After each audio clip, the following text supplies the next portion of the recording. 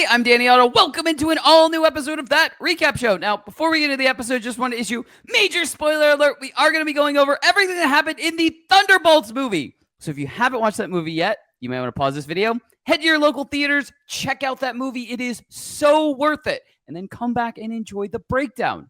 Now, with that out of the way, let's start the show. Poppin' Off presents That Recap Show.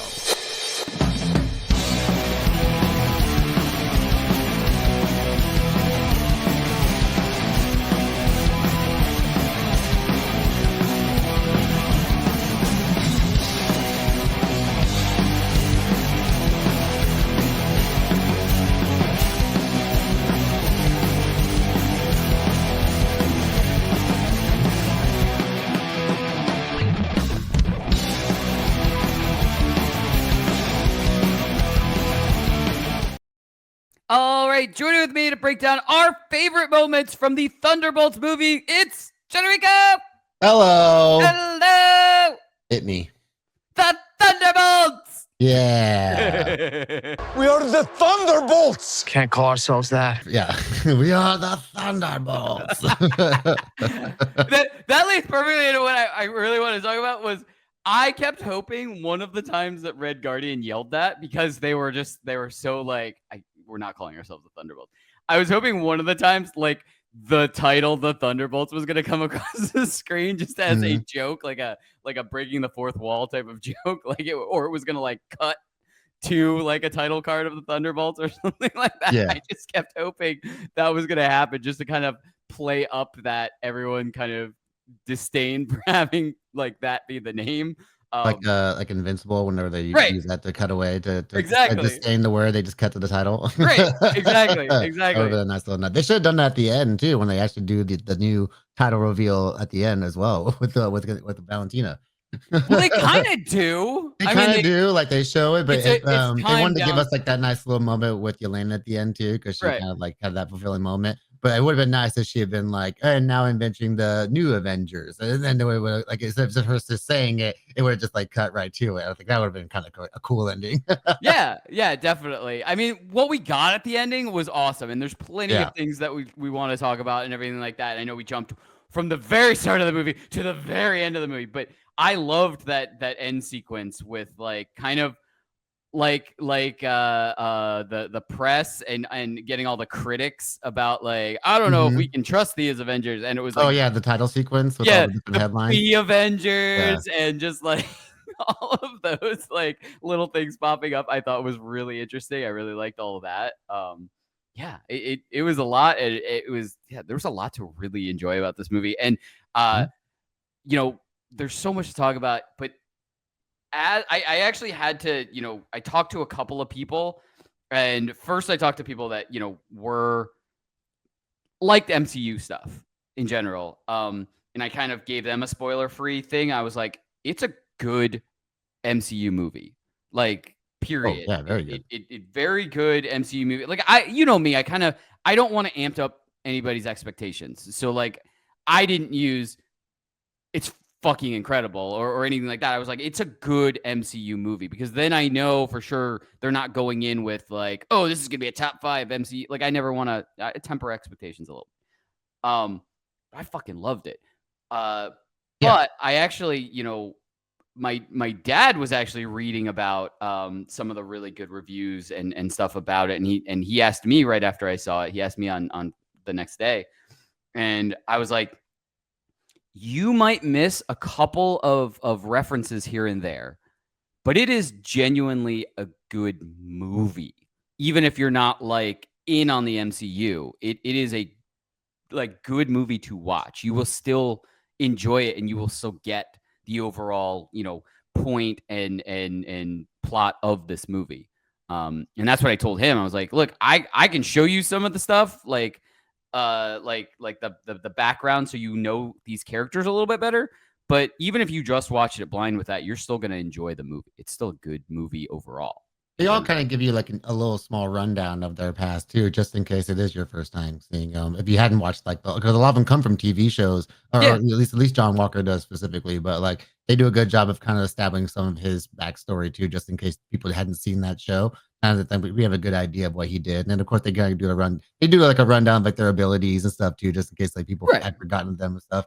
So I think they do a pretty good job of that overall too. But there is some like slight like deep cut references in there that like if you hadn't watched it, like that might fly off your head a little bit. Exactly, sure. Exactly. And that's what I told my dad. But I was like, look, if you want to watch this movie, you'll still enjoy it, which is that's important. Like that's nothing that ruins your experience for sure. Right, exactly. It's still it's genuinely a good movie overall, whether you are deep in the MCU or you're not. Like you've seen a few, some of the big characters, but you don't really know these characters. It's still a good movie. That's kind of the best thing I can say about it is everyone can kind of enjoy this movie for different reasons. But the one thing I wanted to say is because we were talking about this, way off, before this video and before recording is, I guess we know what the asterisk was for now. Like, yeah, exactly. I was wondering if especially when I saw the asterisk, I'm like, why is that asterisk like there? Like, just it has to be there like on purpose, of course. And of course, we get the great reveal at the end too. I still wish it was Dark Avengers more than New Avengers, but I'm like, you know what? I'll take it. I'll take what I can get. Well, you know what? I've kind of grown attached to the Thunderbolts. Like, if they do end up having problems in the future with their names, and we'll get into more of reasons why that. I kind of grew attached to the Thunderbolts as the name. I feel like Alexei in his heart still thinks that they're the Thunderbolts. Absolutely. Even though he wants to push the Avengers with a Z, I still feel like part of him just wants to be like, can we just be the Thunderbolts? But Maria, what were some of your instant reactions? Some of the stuff that you really liked in this movie?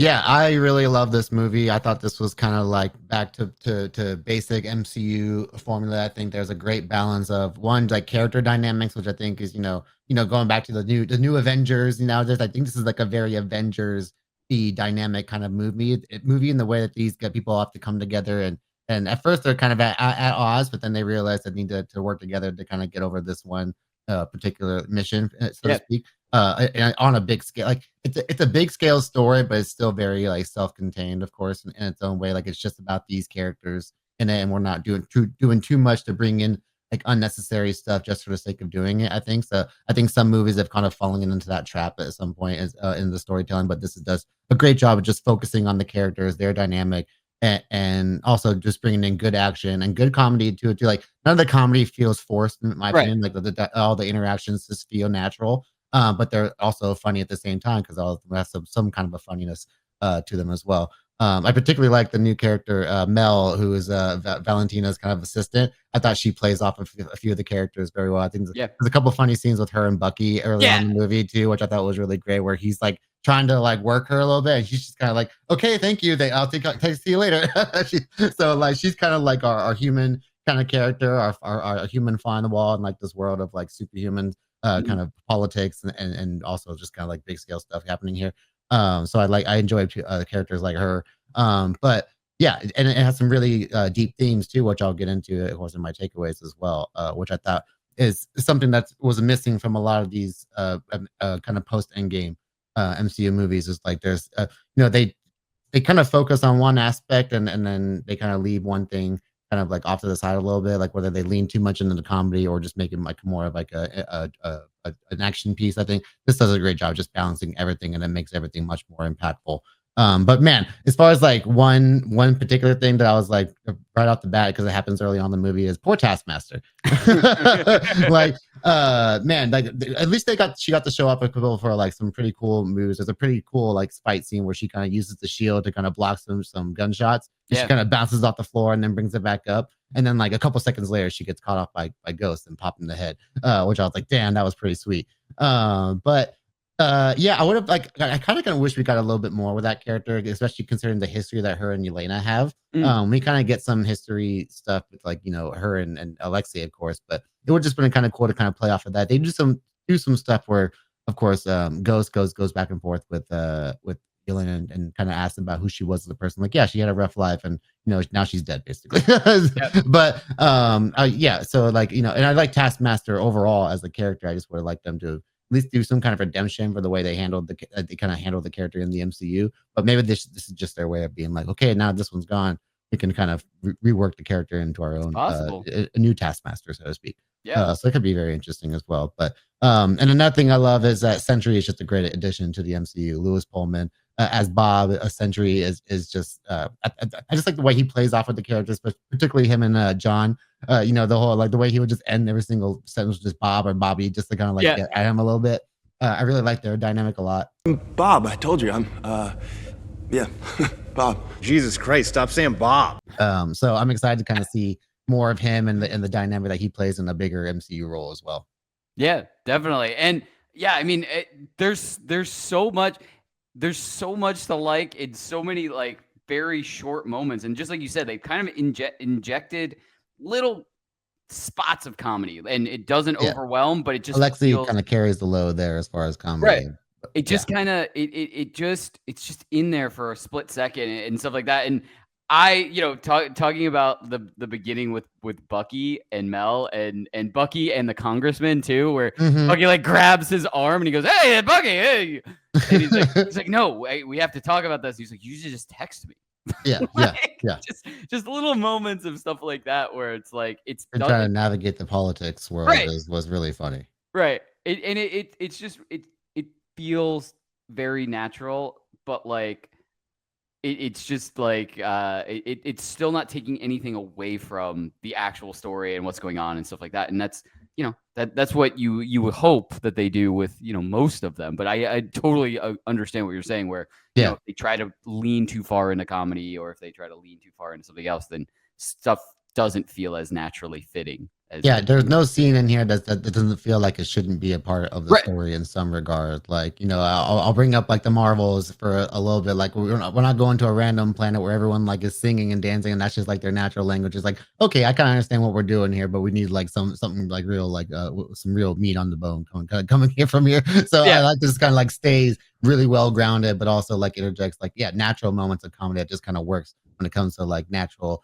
Like I say MCU comedy when it's just like it's the way the characters interact with each other kind of brings out the best comedy in my opinion. And that just they nailed it here with some of the dialogue work for sure. Right. Sarcastic, bickering, and Ghost making fun of John's helmet, and he's like, it's a hat. It's like, do you like that hat? That's good for you. It's like I just loved every part of that stuff. Yeah. She's perfect for that stuff. Oh yeah, absolutely. You want to get to some big takeaways? Yes, I do. Awesome. All right. Why don't you kick off big takeaways? Okay, so talking about Florence Pugh, of course, as Yelena, I think she honestly might be the best post-Endgame character that's been introduced ever since in this new phase of characters that we've gotten. Every single time that she's on the screen, it's just extremely captivating. Yeah. And Florence Pugh, just in general, it's just kind of become like a superstar actress. Basically, she's in a lot of big stuff now, and she never really misses when it comes to like her performances.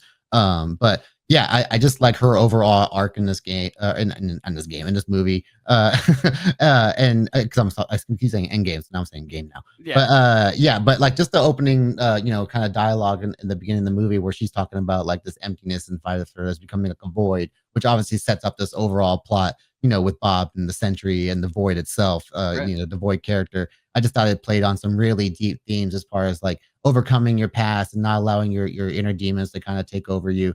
There's the particularly great scene near the end of the movie where she just talks about how she just goes to work, comes home, looks at her phone, and then just goes back to work and thinks about all the bad things she did. And that's where Alexi kind of has like his great, kind of I will say not redemption moment, but like non-comedic moment, his dramatic moment with Yelena, where he just kind of talks about all the good things to her. And I thought that was a really powerful scene. And then of course, the way that Bob's character is sort of like a representation of like all that for all the characters. Of course, they all get their moment where they kind of like have like a physical touch with Bob, and they all have to like kind of confront their kind of like their past. Like everyone in this movie is going through shit in some degree, whether it's John like doom scrolling while he's supposed to be watching his kid, and like, it's kind of leading like to him losing his family and stuff. Or even in Valentina, where we got to see a moment where, like when she was young and she saw her father, I think, murdered, like just like by just a quick gunshot to the stomach, or something like that, like kind of mob related kind of thing, right? So yeah, and I think it's just kind of way like they all kind of there's a scene, of course, where they Bob and Yelena, where they talk about suppressing all that stuff, and now you're not supposed to do that later on. Like even Yelena had to learn that overall. And it leads to a pretty powerful ending fight sequence, of course, when Bob is basically fighting his own inner demons as as Bob, but he's fighting the Void.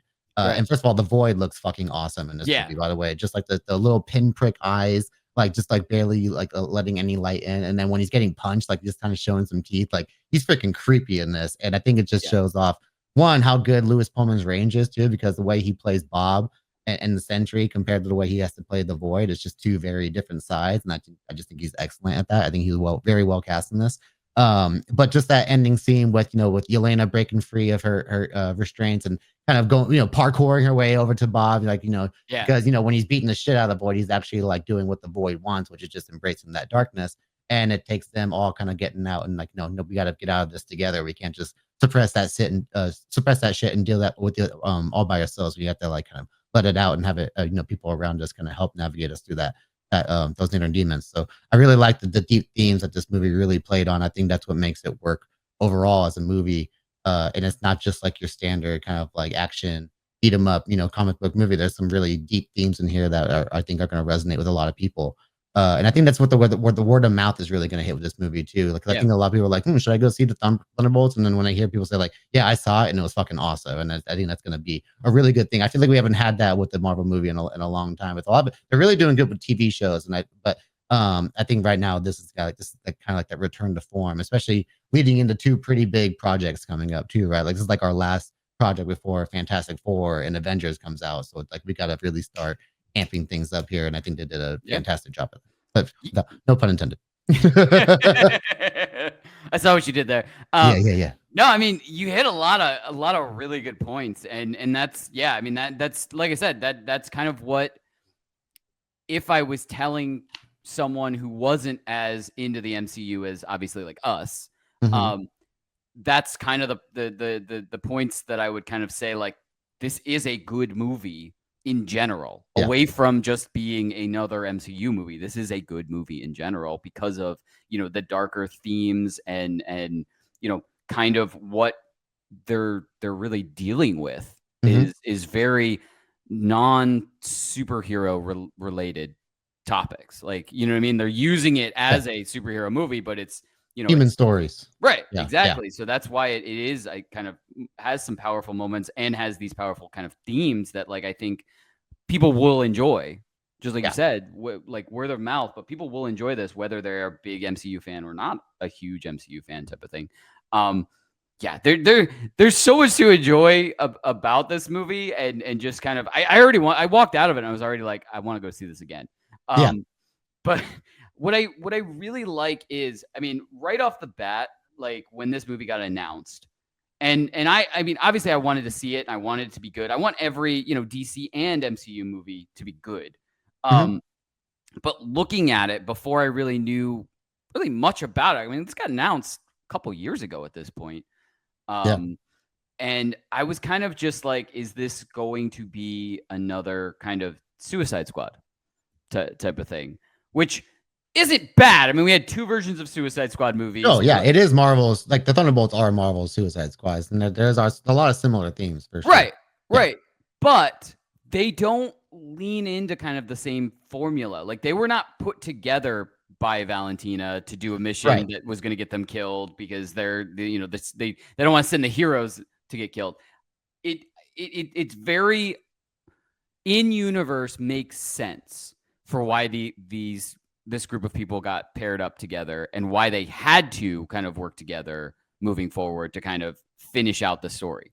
You know what I mean? Like it wasn't just like, oh, we're putting a team together of, anti-heroes because we need them to do this because of reasons. They don't have like a certain leverage over them. They were just loose ends for Valentina. So exactly. And it makes sense. I mean, they were all supposed to take each other out basically. But yeah, I just really enjoy that they kind of, yes, it's always going to be compared to a Suicide Squad like thing, like assembling a team of anti-heroes to take Valentina is very kind of like Amanda Waller in their dynamic. So there's always going to be like the similarities, but there's also like the slight tweaks and differences that make it unique as well. Yeah, and that's what I really enjoy is that they did kind of they tweaked it enough so that it made sense in universe and in character form for all of these people to finish this one last mission, basically to be out or to get what they want from Valentina type of thing. Like, you know what I mean? Like that's what they were going into that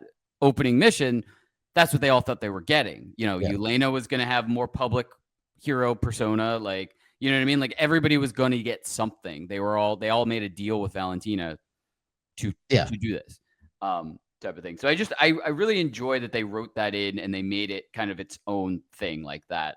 The other thing I have to say that I really enjoyed was, and it goes back to, you know, the humor of Red Guardian and everything like that. Just him instantly showing up with the limo, but like so late. It's your dad! Don't go in the vault! Like, yeah. The fact that he took a road trip from New York to like Utah or whatever is because he was Valentina's limo driver, and Caesar's like, okay, I'm driving all the way out there. Yeah. He fakes it. I just love when he gets out. Yelena, it's me, your dad. He goes, don't go to the vault. Yeah, they're going to burn you. Like he's already super late. Yeah. But it's that so good. From that starting point to the entirety of the limo scene, I thought was perfect. Every part of that was amazing, including like Bucky just showing up on a motorcycle and just fucking destroying the vehicles and everything like that, and even taking out the limo itself. But I love the slight nods to like past MCU movies with just little moments, like John going on your left and hitting the thing with the thing, and then hitting the thing with the shield, of course, to kind of break the power, and then of course Bucky using some of the old tech from Winter Soldier. Of course, they do a really good job just kind of bringing back those kind of pre-Endgame nods to like, you know, phase 2 and 3 stuff that they did, and I thought that was really cool. Yeah, and there were other times where they just kind of threw out like older stuff, like when him and Alexi are in the front of when they're driving to New York, and he goes, "What kind of super did you get?" And he goes, "I don't know, normal Hydra one, Hydra one." Hydra. But yeah, there was like Russian, you know, low grade one or something. I can't remember what he says, but it's really, that was so great. Yeah, just having that stuff in there was just, it just goes like so many little teeny tiny like pockets of funny references to old stuff, but just keeping it all together, and it just all feels it fits really well. It feels really natural, and yeah, I mean, I could sit here and just be going like, oh, I really like that scene. Remember that scene? I loved that scene. Yeah, we kind of did that yesterday after we talked for a little bit. Right. Like we just kind of named off a couple scenes. Like the one I'll bring up too. I just like when they're all kind of like bringing up each other's past and stuff like that. And then Yelena just is like cold hearted, talks about like John's family hating them. Like, yeah, doesn't your family hate you or something like that? You're just like, damn, Yelena. You're like, okay, dude. Like there's some pretty like cold digs they do to each other, and then but some of it's also done in like funny ways too, like when Ghost and John start looting Taskmaster's body and stuff, like, oh man, no, she would have wanted me to have this. He like tastes like some stuff, like, yeah, there's some really like, so, you know, some cold dark humor in this that was really funny. Yeah, there's self-deprecating too, like when they're trying to get up the elevator shaft, and they're like, and Yelena's like, oh, so all we do is punch and shoot, like none of us have any other abilities. We all suck. Yeah, I love that. And then when they're all kind of talking about like their experience with Bob and Winter Soldier's like, no, I don't need to like, I had a great pass. Like, you know, what are you talking about or something like that. You guys had nothing wrong with my pass at all. It's like, yeah, if you don't laugh, you cry. Yeah, even Bucky, it was completely throwaway. Like you're not even paying attention to what is happening. It didn't hit me until like a minute or two after it. Yeah, he had his arm in the dishwasher. Yeah. Gotta get that thing nice and clean, nice and warm. The dishwasher, casually pulled it. Dishwasher safe, so Wakandans really looked after him for that. Oh yeah, there's just so many things. That's another little nod he does to Winter Soldier when he puts the arm back on. He does the little, like, the arm motion. I'm like, classic Winter Soldier right there. I love it. Oh man, there were just so many. Yeah, they're great character moments. So many good character moments in this movie, and so much to enjoy. I might even be even more excited to watch it a second time, so that I can look out for moments that I missed the first time around. We're absorbing the story. Exactly. So like now I'm like even more excited to kind of rewatch it, because now I can kind of look at the other things that I wasn't really as like paying as closely attention to while I was taking it in the very first time. So yeah, I'm excited to watch it again. You want to do some predictions? Let's do it. Awesome. All right. So predictions. I don't know if I have that many predictions, but what I did want to do is we got a lot of breadcrumbs in that post-credit scene. And, everyone that I've seen has already said, this is basically MCU's the longest post-credit scene. Mm-hmm.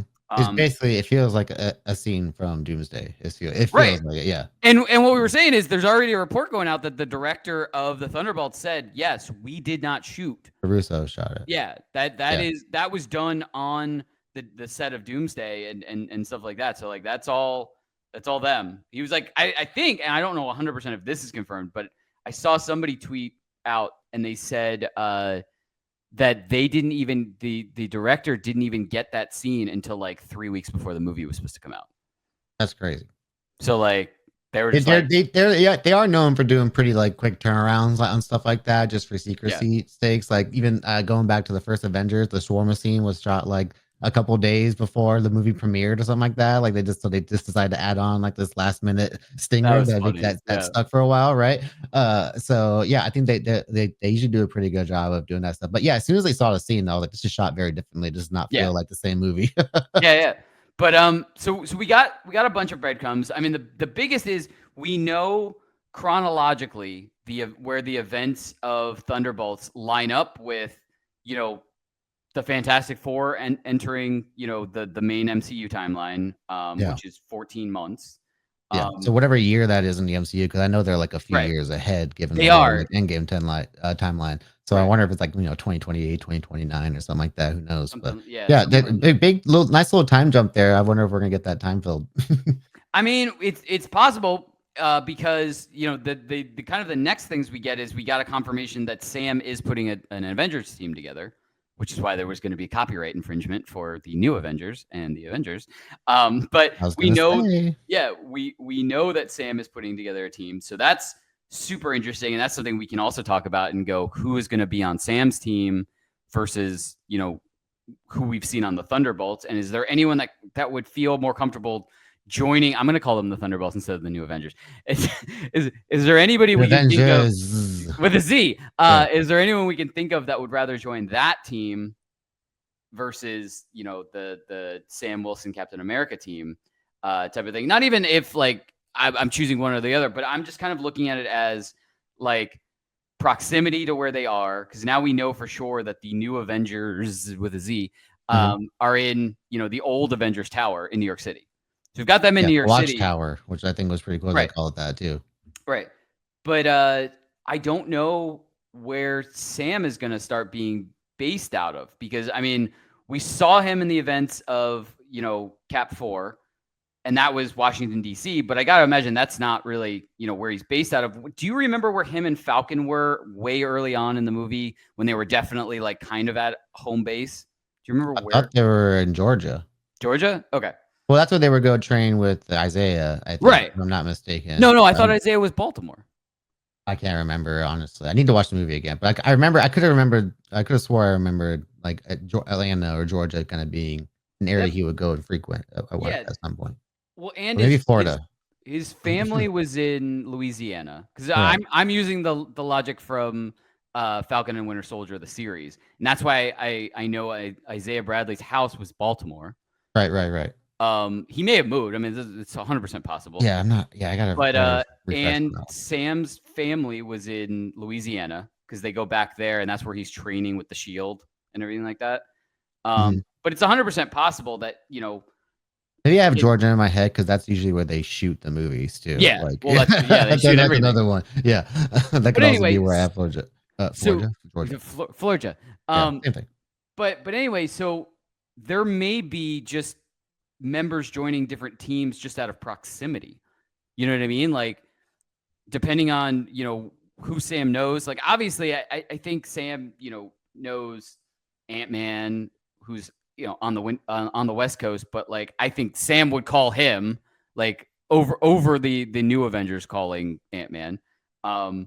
You know what I mean? Like, I just think there's certain people. But then, like I said, by proximity, we know there are certain heroes in New York City that are kind of more ground level heroes, like, Daredevil, Punisher, Spider-Man. Well, I feel like Sam's calling Spider-Man. Like, well, he's in. If they're in New York, Bucky could easily get Spider-Man over there. I feel like, especially with the connection to Steve as like the New York boys. I feel like there could be a dynamic to play with around It's that. possible, but when is the last time Spider-Man has talked to either Bucky or Sam? Civil War? Yeah. Because that's the only time I think he met either one of them. Well, yeah, but I'm saying it's just because of, like you said, the localness of it, that could be the way they establish a dynamic for sure. Yeah. I mean, it's very possible. I just think, Sam is maybe Yelena is the one that recruits them. That's Spider-Man Yelena, that'd be a fun dynamic to kind of see. Or Kate Bishop, and Kate Bishop gets, Miss Marvel and Kate Bishop, and then Yelena meet up type of thing. Like, you know what I mean? There's a bunch of different options. But yeah, it's gonna be really interesting to see. I mean, the other thing I had is, we get, a confirmation that we know, like we kind of already knew it, but now we know it for a fact. There's going to be multiple teams that are probably going to, we're going to see the multiple teams, and then there's going to be a reason factions of Avengers. Right. And there's going to be a reason for them to come together, obviously, at some point. So that's kind of what I was able to kind of absolutely confirm from the end credit scene. But also, I'm wondering if, and I could be way off on this, but I'm wondering if Sam and Bucky will kind of start being like the Steve and Tony, like Civil War, Infinity War, and Endgame, where like we see their kind of inevitable falling, but butting heads falling out in Civil War. Then Infinity War, we see them. They don't want to have anything to do with each other. They're basically like Tony refuses to call Steve basically at the beginning of Infinity War, and then by Endgame they've made up type of thing. They realize that they need to work together and stuff like that. So I'm wondering if we're kind of getting that progression without getting that progression, like type of thing. Like this is kind of we got a little throwaway line that's they're falling out, and then we're gonna have like see two different teams of them, and then by the end of Doomsday or sometime in Doomsday, they realize that we've got to band everyone together to do this type of thing, and then we get the Secret Wars where they're all kind of together at the same time type of thing. Right. I'm wondering if it's going to be that kind of progression, and that's kind of the thing. That's kind of what it seems like, because you go all the way from Falcon and Winter Soldier where they're definitely on each other's side. Then you go, more time has gone by in Captain America 4, and you see, Bucky's there for Sam, but not really like action wise. He's there, to kind of, talk to him and kind of stuff.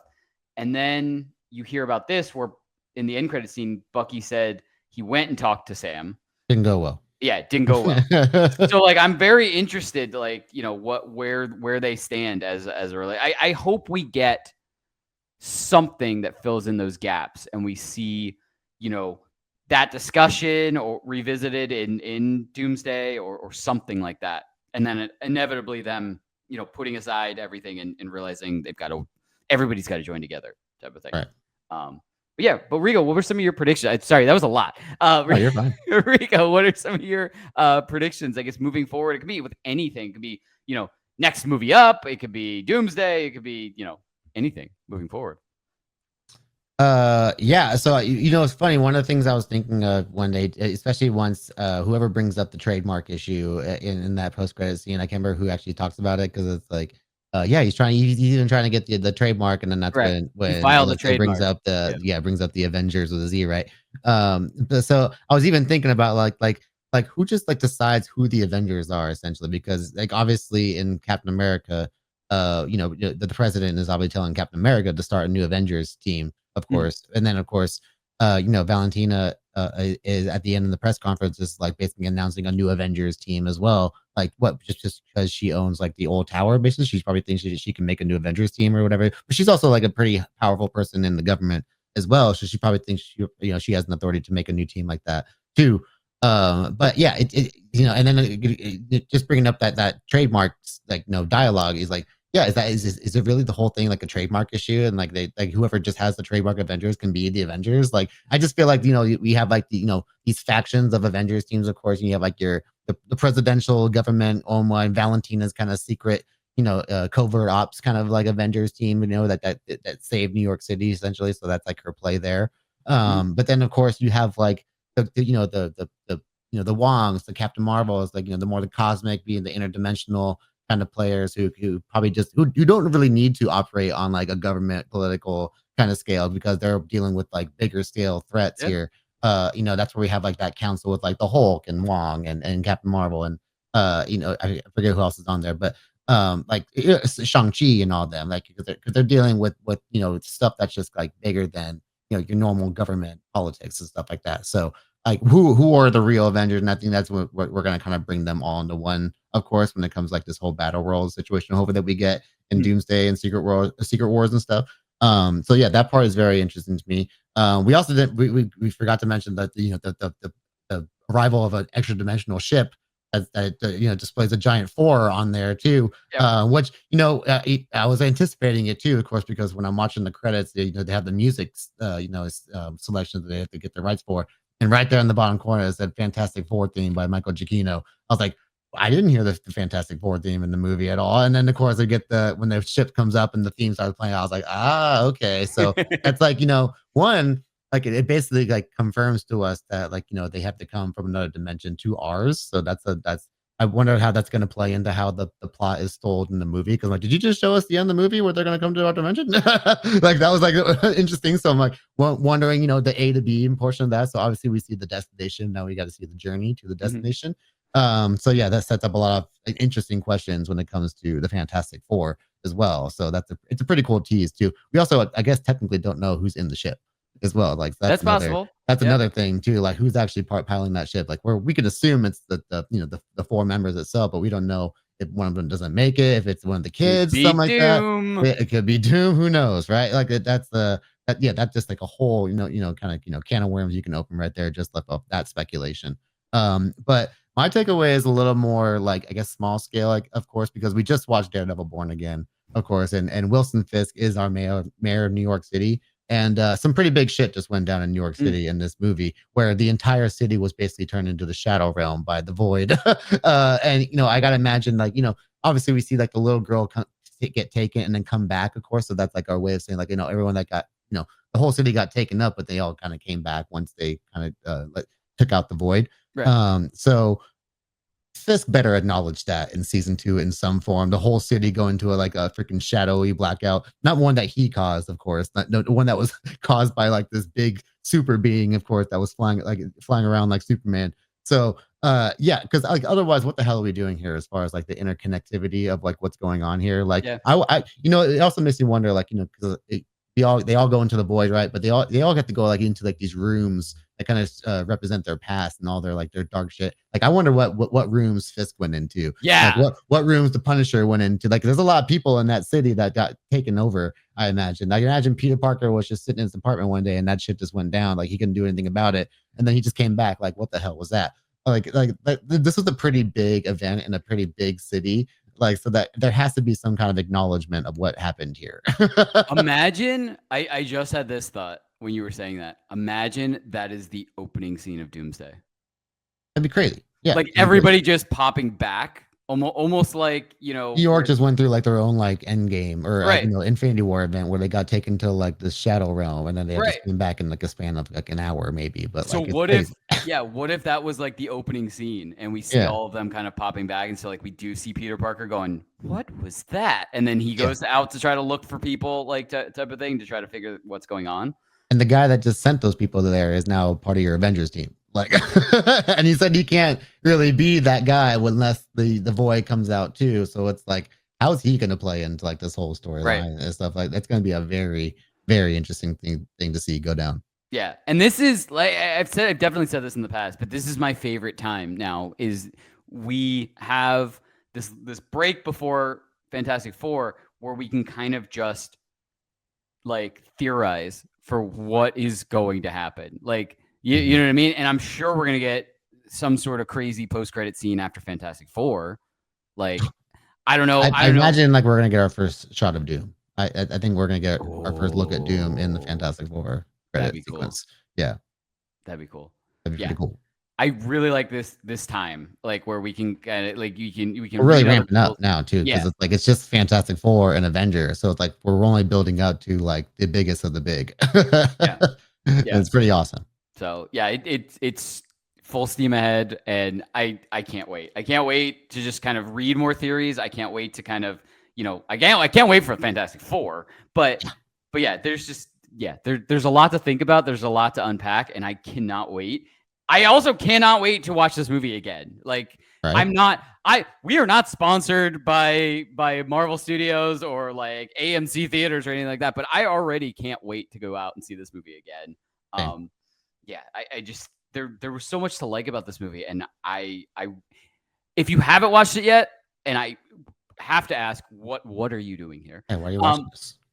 But if you haven't watched it yet, and if you take away anything from this video, it is definitely worth watching, whether you are a huge MCU fan or kind of know like the major characters in the MCU, but don't so much know all of these characters. You will you'll miss a couple of references, but it's still genuinely a good movie, and it's still a good time, and it's still worth watching regardless.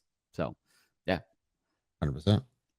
But as we always say, that's what we think. Let us know in the comments below. What did you think of the Thunderbolts? And how do you think this post-credit scene is going to show up in Doomsday? Like, is it going to be, shot for shot in the middle of the movie, or I guess towards the beginning of the movie? How do you think Doomsday will start? And what are you most looking forward to seeing post-Thunderbolts movie? Whether it's the Fantastic Four, whether it's, a post-credit scene of Doom introduction, whether it's, anything, let us know in the comments below. And as always, don't forget, like, subscribe, and turn on notifications to hear about all of our latest audio and video podcast releases.